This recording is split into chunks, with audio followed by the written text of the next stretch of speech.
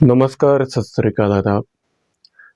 आचार्य शर्मिला जी जो एक assistant professor के पद पर काठमांडू नेपाल में कार्यरत हैं और उन्होंने सवाल पूछा है, क्या आत्मा भी कोई पदार्थ है। और उनका कहना है कि पश्चिमी देशों के जो पदार्थवादी लोग हैं वो चेतना को अनित्य सिद्ध करते हैं और मानते हैं। फिर धर्म की क्या आवश्यकता है, यानी कि उनका कहना है कि धर्म की आवश्यकता ही क्या है। अगर जो पश्चिमी जो पदार्थवादी लोग हैं अगर वो चेतना को अनित्य मानते हैं तो फिर धर्म की क्या आवश्यकता। जो मर गया सो मर गया और वो गया, फिर धर्म उसका क्या करेगा। सबसे पहले मैं आपका बहुत बहुत धन्यवाद करना चाहूँगा बहन कि आपने बहुत अच्छा सवाल पूछा है। जो सनातन धर्म पद्धति से आप ताल्लुकात रखते हैं और एक सनातनी हैं, और इस संबंध में आपको जो भी मैं जवाब दूंगा वो सनातन संस्कृत के शास्त्रों से संबंधित ही दूंगा। दरअसल में आत्मा मूल रूप से विभिन्न जातियों का एक द्रव्य है और चेतना उस आत्म द्रव्य का एक गुण है और इसी को जीव द्रव्य भी कहते हैं। पुद्गल में रूप, रस, गंध, स्पर्श इत्यादि होते हैं जो ध्यान द्रव्य में स्वभाव से ही नहीं होते। आत्मा एक अखंड द्रव्य है जो पदार्थ अप्रगट होना भी है और यह अविनाशी भी होना है, अर्थात वह अनादि और अनंत है। इस प्रकार प्रत्येक जीव एक अखंड और अविनाशी पदार्थ है। पश्चिमी विद्वानों ने भी आत्मा को अखंड माना है। शायद आपने उन चीज़ों को नहीं गहराई से पढ़ा होगा या नहीं समझा होगा, क्योंकि आप किसी दूसरे सब्जेक्ट से रही हैं और आपने जो सवाल पूछा वो फिलॉसफी से रिलेटेड है, दर्शन शास्त्र से संबंधित है।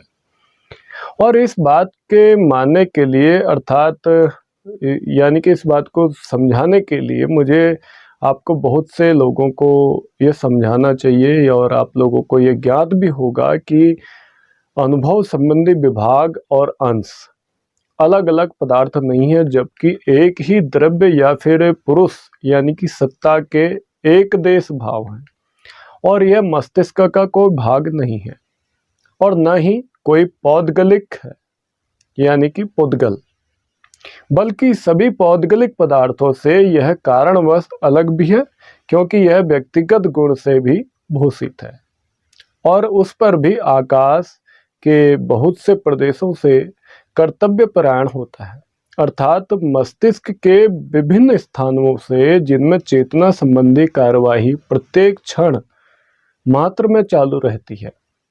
इसलिए हमको यह जानना या समझना जरूर पड़ता है कि यह कोई अपौद्गलिक द्रव्य अर्थात व्यक्तित्व सत्ता है और इस सत्ता को जिसका व्यक्तिगत चेतना के एक पने अर्थात अखंडता के आधार के तौर पर मानना जरूरी है और हम इसे व्यक्ति की आत्मा कह सकते हैं। आत्मा का स्वरूप तो पश्चिमी विद्वानों को भी बड़ी कठिनाई से अब जाके ज्ञात हुआ है।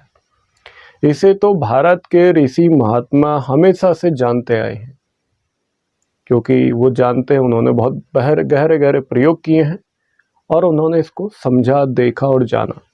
आत्मा अखंड है, इसी कारणवश कभी कोई मनुष्य अपने आप को समूह रूप में नहीं देखता है और न ही किसी कंपनी या फिर किसी बोर्ड की भांति यानी कि किसी ग्रुप की भांति कभी कोई मनुष्य अपने आप को जानता है। कि जहाँ पे जो बहुपक्ष का ये प्रश्न उत्पन्न होता है तो इसलिए आत्मा वास्तव में कभी मृत्यु को प्राप्त नहीं होती है और शरीर की अपेक्षा से मरण जीवन होता है। जो शरीर है ये बार बार रिफॉर्म होता है, आत्मा का इससे कोई लेना देना नहीं है, जन्म और मृत्यु से। द्रव्य की अपेक्षा आत्मा नित्य और अविनाशी है, यानी कि जो द्रव्य है वो जो अपेक्षा उसकी की जाए तो उसकी अपेक्षा में आत्मा अमर है, नित्य है और शाश्वत है, जिसको मिटाया नहीं जा सकता। जिसका अंत नहीं हो सकता। यह आत्मा सर्वज्ञ भी है। इस संबंध में आपको जब मैं मेरे आने वाले जो वीडियोस होंगे, जिनको मैं दार्शनिक दृष्टिकोण से स्पिरिचुअल यानी कि अध्यात्म से संबंधित जो प्रवचन या लेक्चर करूंगा, उनमें आप काफ़ी गहराई से आत्मा के जो गहरे तल हैं उनको जान सकोगे। और मैं समझता हूँ कि आप अब समझ चुके होंगे कि वेद सम्मत हमारे उत्तर क्या होते हैं। उम्मीद करता हूँ आप इस दी गई जानकारी से संतुष्ट होंगे और आने वाले समय में अपने गहरे प्रश्नों को तैयार रखेंगे, जिससे आध्यात्मिक चर्चा होगी, क्योंकि ज़्यादा समय अब नहीं लगेगा जिनमें हम आध्यात्मिक सवाल जवाब और आध्यात्मिक प्रवचन करेंगे। उम्मीद करता हूँ आप लोग वीडियोस को शेयर करेंगे। इंसान और इंसानियत को समझने में परमात्मा आपको मददगार हो, यही मेरी आपसे के संबंध में दुआ है और यही मेरी प्रार्थना है उस असीम अनंत परमात्मा को। नमस्कार, सत श्री अकाल, आदाब।